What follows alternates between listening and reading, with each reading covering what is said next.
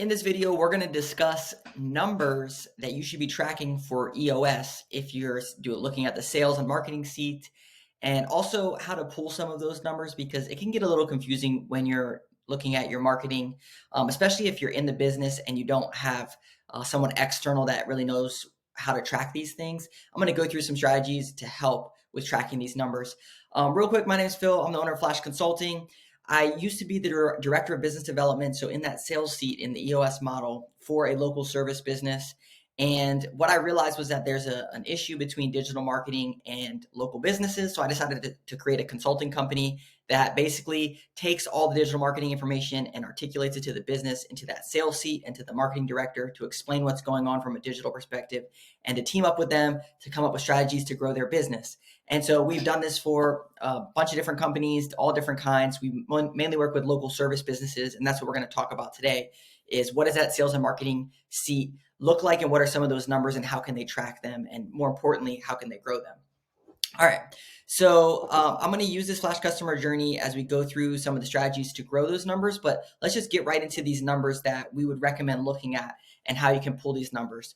So the first one is your call booking rate. The way that you can pull this number, there's a bunch of different ways, but I'm just going to go through a simple way, and then one that if you don't have this platform, then a different way. So the first way is in your CRM, your client relationship manager. If you're using one like Service Titan or Service Fusion or something that integrates with your phone lines, you're going to be able to track every single call that comes into your business, and you're going to be able to label it as a lead.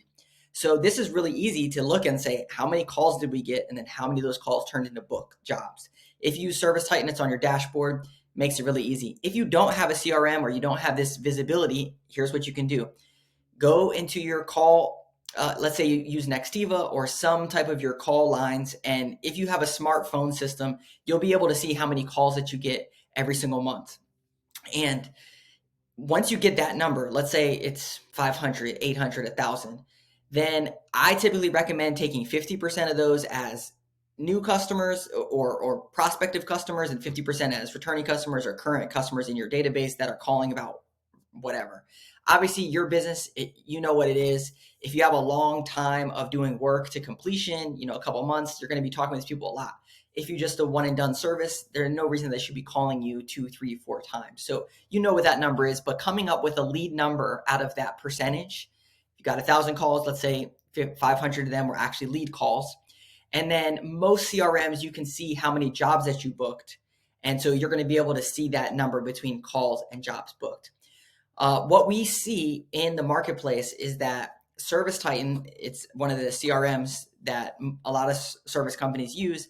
They did a study and they found that on average, call booking rates is 42% across the board. Companies that have 25 employees or higher, they're at 59%.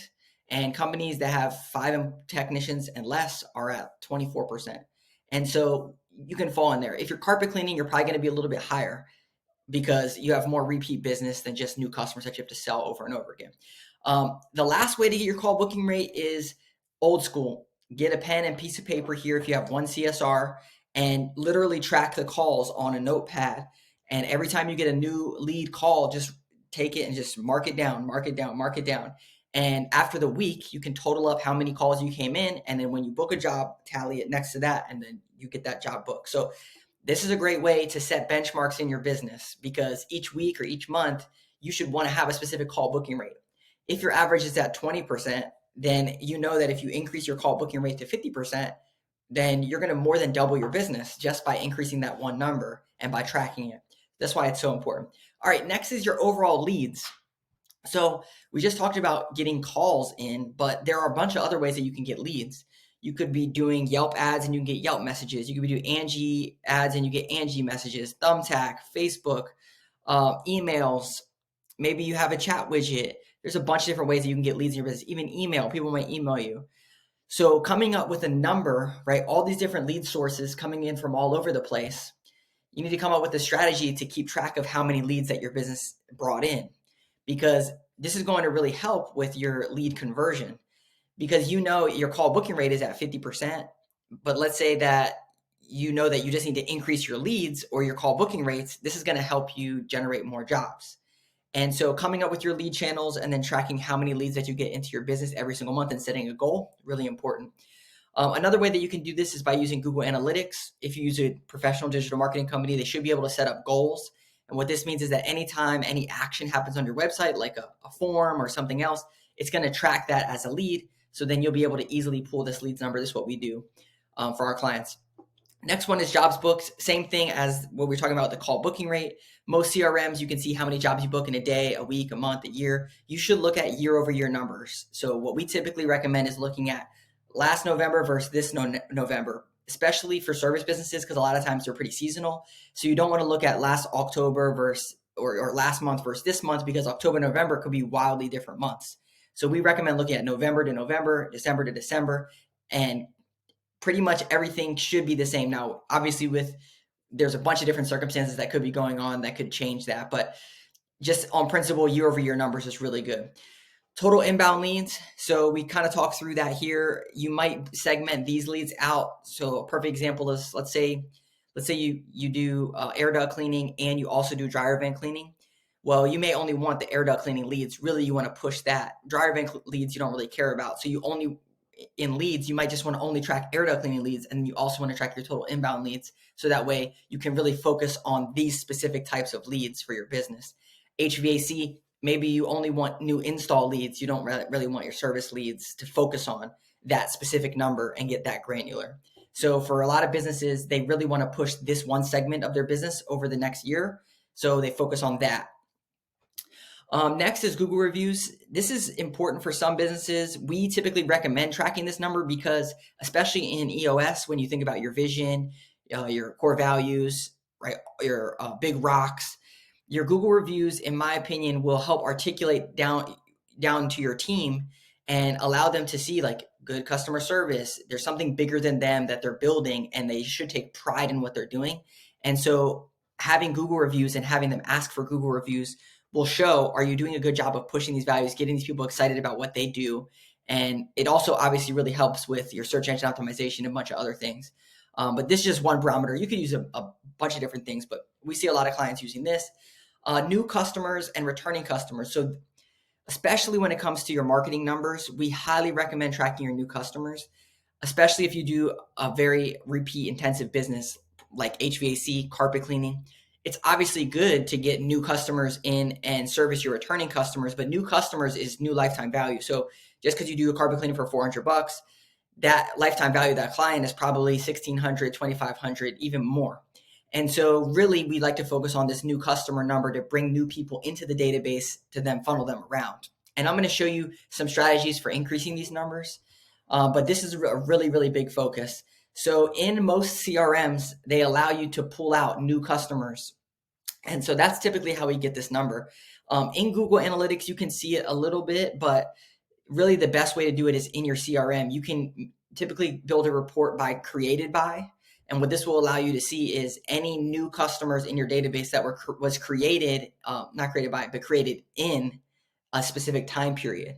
So you could say any new customers that were created in November, any new customers that were created in October, then you'll be able to pull that number and see how many new customers and hopefully even revenue or lifetime value or whatever that stat is that they allow you to see. Returning customers, similar. What percentage of your customer base is returning over a specific time period? And this is really important because if you're growing your new customers, then also you want to be retargeting your returning customers and bringing them back in the funnel. Is it 30% return rate on a yearly basis, 60%, 70%, whatever that number is? You want to try to come up with a number for your business. You might just have a feeling off of gut, but how can you actually track your returning customer number? This is similar with a new customer report. You can build the same thing for a return customer, and you just do the difference. So let's say you had a new customer and you booked 100 jobs for new customers, but in total you booked 300 jobs. So 200 of those were returning customers. And in your returning customer database, you have a certain number, and so you can start to work backwards from that. So these are some of the EOS sales and marketing numbers that we would recommend tracking. There's probably some other ones that are out there. I'll be curious what other people are tracking. You can drop a comment below, but let's talk about a couple strategies to help grow these real quick. We make a lot of videos about this, but I'll just go through some of the ones that tie specifically to EOS. So when we look at just in holistically is generating leads. A lot of times when people contact us, especially with EOS, when they're running through their L10s, they're constantly seeing like leads are down, jobs booked are down, that kind of stuff. And so they typically contact us because they want more leads. Now, there's two ways to get leads. You can get new customers and you can get returning customers. And we just talked about that a little bit, but when you create visibility, you can do all this stuff. You can do SEO, search engine optimization. You can run ads online. You can build relationships with business to business opportunities. You can do direct mail. You could make prospecting calls to people from last December that didn't work with you this December. You could post more on social media. You can run ads on social media. There's a million different things that you can do here. The number one way to get more leads in your business is retargeting. Retargeting is the fastest way to contact people. So you could take your entire database. Let's say you have 10,000 people, and you could send them an email, a text message, some type of campaign, a voicemail, something like that to contact them and say, hey, we're running a special right now. It's for this, this, and this. Contact us if you're interested. And this works. It's a gold mine if you have 1,000, 10,000 people to retarget them and bring them back into your funnel and to run them through this funnel. So that is a great way when it comes to leads. The other thing that we like to look at is your call booking rate. So this section here in your conversion is your call booking rate. This is really important. A lot of times what we see is these people, they're just order takers, like CSRs, customer service representatives. They're not sales associates or salespeople. So they turn into just order takers.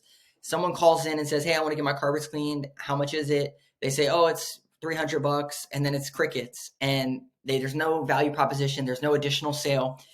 They say, oh, okay, I'm going to talk with my wife or my husband and I'll get back to you. And then they're like, okay, sounds great.